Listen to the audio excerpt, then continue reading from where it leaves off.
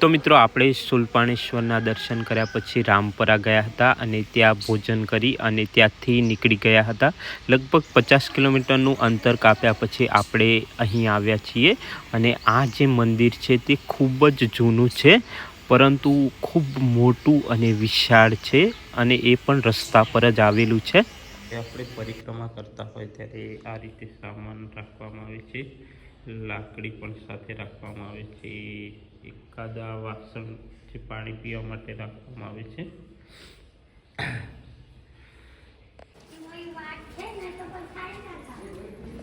તો મિત્રો good morning નર્મદે હર. આપણે સવારમાં નીકળી ગયા છીએ અને અત્યારે અંકલેશ્વર બાજુ જઈ રહ્યા છીએ.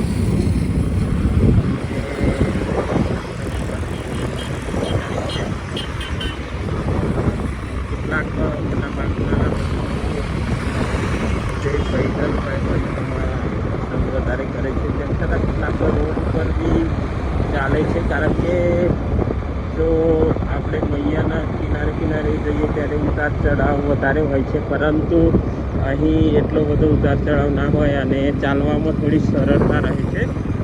તો કેટલાક લોકો રસ્તા પર ચાલવાનું વધારે પસંદ કરે છે, કેટલાક મૈયાના કિનારે ચાલે છે. અને આગળ આવશે અંકલેશ્વર. નર્મદે હર. આ જે માર્ગ છે તે પરિક્રમાવાળો માર્ગ છે અને હાઈવેથી આપણે આગળ વધી ગયા છીએ. તો તેના કારણે બહુ બધા પરિક્રમાવાસીઓ જોવા મળે છે.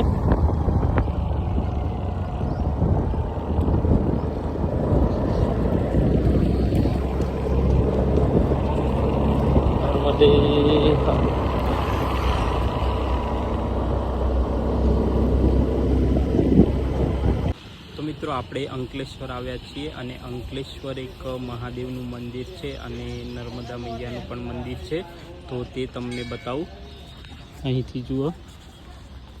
અને આ જે મંદિર છે તે જય શ્રી રામકુંડ તીર્થ ક્ષેત્ર અંકલેશ્વર અને માંડલેશ્વર મહાદેવનું મંદિર છે. કે આ બાજુ માતાજીનું પણ મંદિર છે. જો નર્મદા માતાનું મંદિર પણ અહીં આવેલું છે.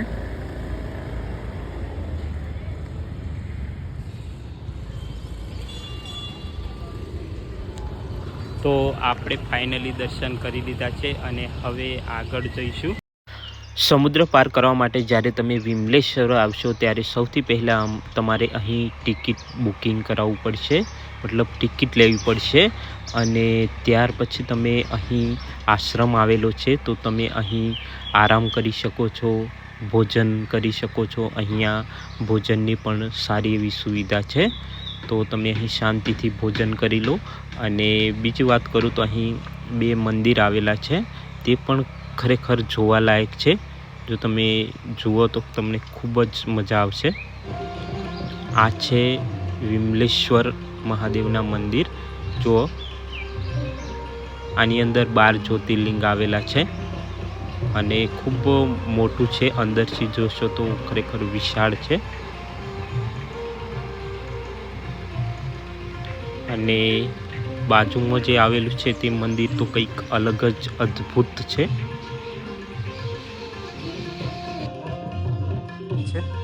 તો જુઓ મિત્રો, આ મંદિર કેટલું સરસ રીતે બનાવેલું છે, વિશાળ છે અને તેનું જે ડિઝાઇન છે તે કંઈક અલગ જ છે. તો આ મંદિર છે વિમલેશ્વર મહાદેવનું.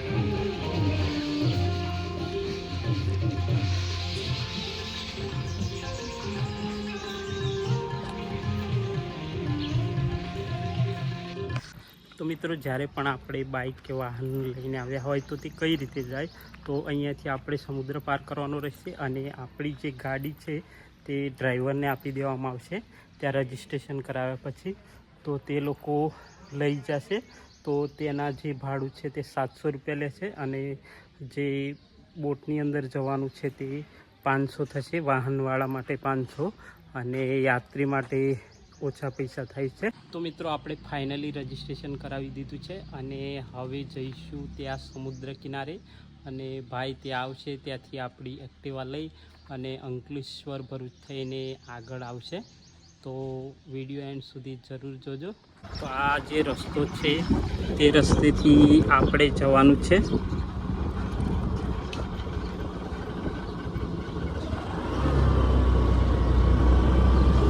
અને મિત્રો વાત કરવામાં આવે તો પરિક્રમા દરમિયાન આ જે રસ્તો છે રસ્તેથી લગભગ 2-3 કિલોમીટર જેટલું ચાલવું પડે છે અને ત્યાર પછી સમુદ્ર આવી જાય છે અને ત્યાંથી આપણે જઈ શકીએ છીએ.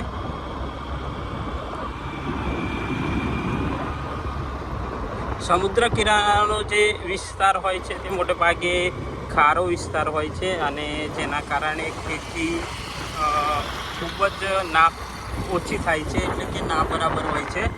જો તમે આ બધો જે કિનારાનો વિસ્તાર છે તે ખારો પાટ હોય છે અને એના કારણે મિત્રો આપણે અહીં ખીચડી અને કઢી ભોજન કરી ફટાફટ નીકળી ગયા. નહીંતર બહુ ભીડ હોય ત્યારે પ્રોબ્લેમ પણ થાય છે કે કદાચ 1-2 દિવસ તમારે રોકાવું પડે અને પછી નંબર આવે, આવું પણ થાય છે.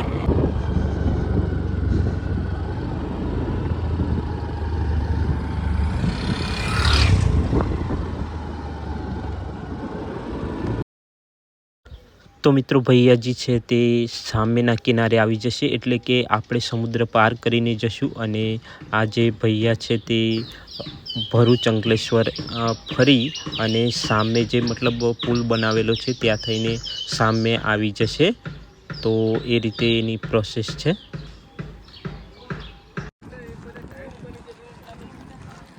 મોકલી દી આવી ગયા. હા, જ્યારે પરિક્રમાવાસીઓ સમુદ્ર પાર કરે છે તો તે પહેલાં પોતાના જે ચપ્પલ હોય, જૂતા હોય તેને ઉતારી દે છે. પરંતુ કેમ ઉતારે છે, શું કારણ છે તે મને પણ નથી ખબર. તો ચાલો આપણે ધીરે ધીરે આગળ વધીએ. ઘણા બધા પરિક્રમાવાસીઓ છે તો તે અત્યારે નાવની અંદર જશે.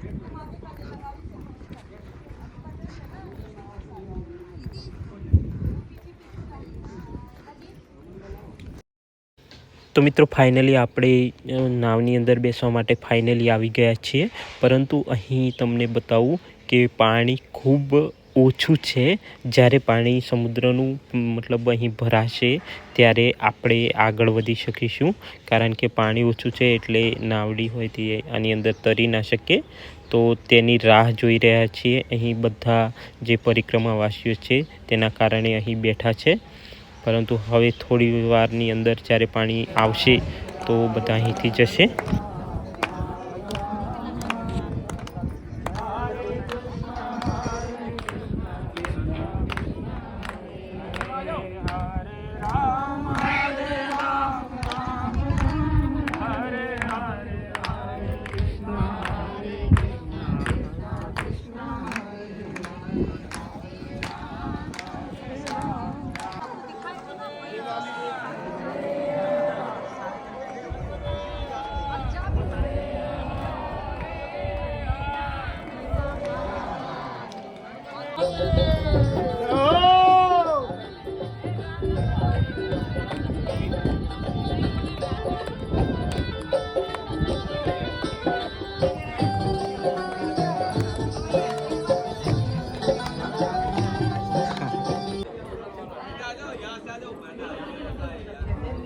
તો મિત્રો અત્યારે બધા જે પરિક્રમાવાસી છે તે અંદર બેસી રહ્યા છે નાવડીની અંદર. તો બોટમાં અત્યારે તૈયારી થઈ રહી છે બરાબર જવા માટે.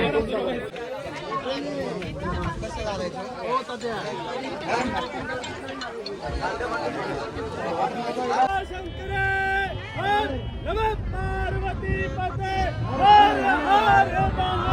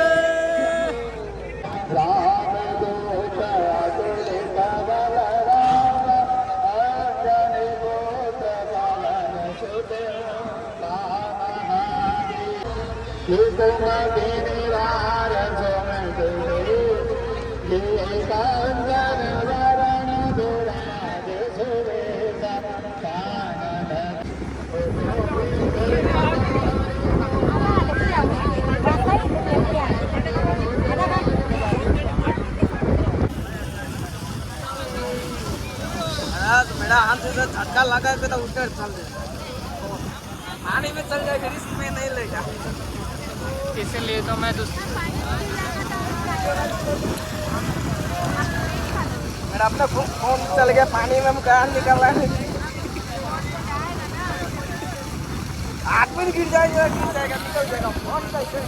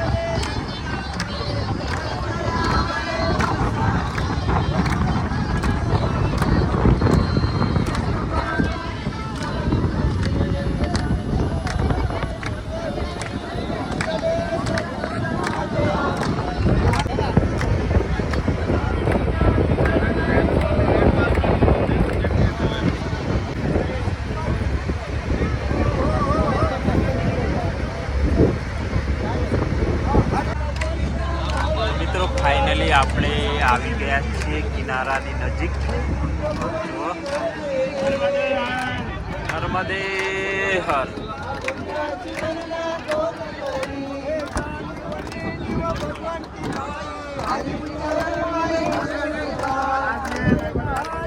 તો મિત્રો નર્મદે હર ફાઇનલી આપણે આવી ગયા છીએ આ બાજુ, એટલે કે દહેજ સાઈડ આવી ગયા છીએ અને આગળ વધી રહ્યા છે. આપણી એક્ટિવા પણ ફાઇનલી આવી ગઈ છે, એટલે ક્યાં રોકાઈશું કંઈ નક્કી નથી અત્યારે.